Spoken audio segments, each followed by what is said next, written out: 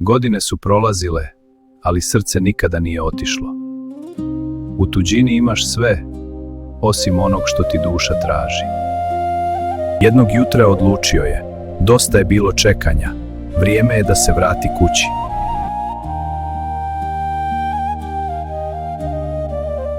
Bez velikih planova, bez buke, samo želja da živi pošteno i na svom.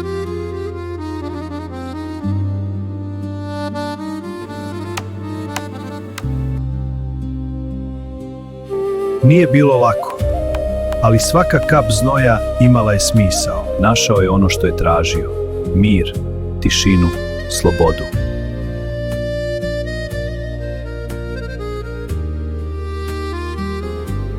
Ne treba čovjek mnogo, samo malo zemlje i puno srca.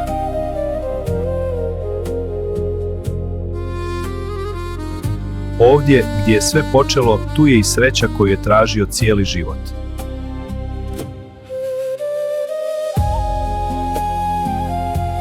Dom nije mjesto, dom je osjećaj.